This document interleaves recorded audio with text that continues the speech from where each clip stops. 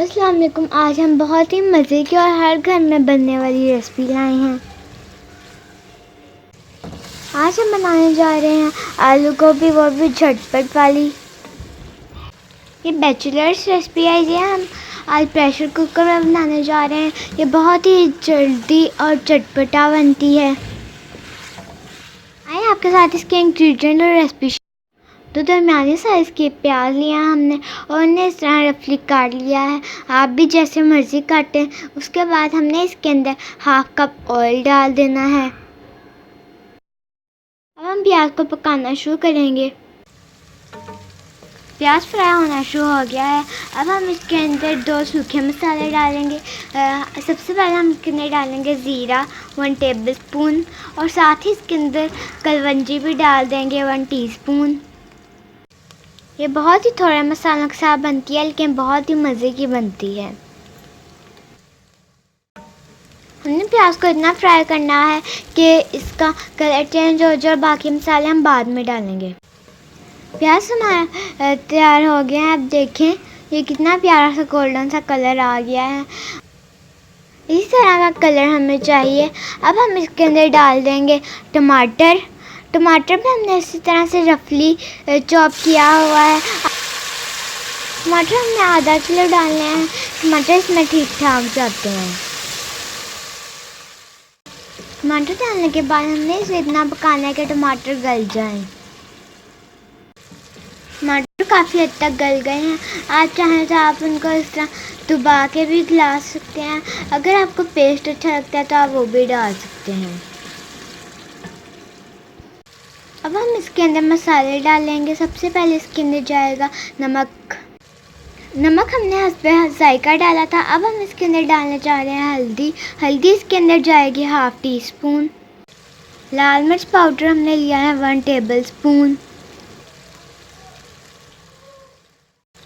पिसा हुआ गरम मसाला भी इसके अंदर 1 टेबलस्पून ही डालेंगे। घर का पिसा हुआ धनिया पाउडर इसमें जाएगा 1 टेबलस्पून। मसाले डालने के बाद हम इसे मिक्स कर लेंगे। इसे टमाटरों के साथ भूनना शुरू कर दें। हमने इसे इतना भूनना है कि मसाले ऑयल छोड़ दें। अब ये देखिए मसाले डालने के बाद इसका कलर बहुत प्यारा सा हो गया है। अब हम इसके अंदर डालेंगे हरी मिर्चें 5 से 6। उसके बाद हम इसे मज़ीद भूनेंगे। मसाला हमारा तकरीबन बहुत ही अच्छे से भून गया है। मसाला ने अच्छे से ऑयल छोड़ दिया है। अब हम इसके अंदर डालने जा रहे हैं आलू।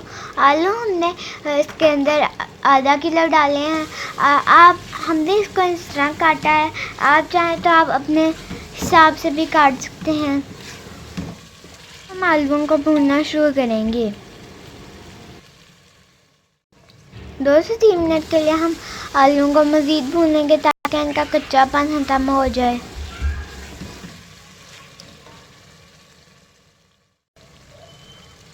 आलू भून गए हैं। अब हम इसके अंदर इसका मेन इंग्रेडिएंट डालने जा रहे हैं गोभी। गोभी हमने 1 किलो ली थी, लेकिन इसके टंडर वगैरह उतारने के बाद ये सिर्फ इतनी सी बची है। आप समझें आधा किलो है ये। हम आलू और गोभी को मिक्स कर देंगे और मिक्स करने के बाद हम इनको भूनना शुरू करेंगे। 1 मिनट के लिए भूनेंगे, ज़्यादा देर के लिए नहीं भूनेंगे।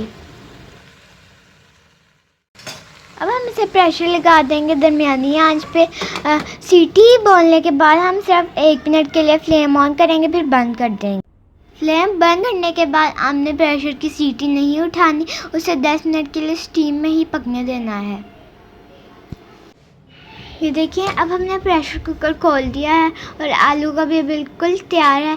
आप चाहें तो आप खड़ी खड़ी भी रख सकते हैं, जैसे आपको पसंद है आप वैसे रखें। आप इस रेसिपी को घर में बनाएं और हमें बताएं कि कैसे बनी है। तो please like share and subscribe.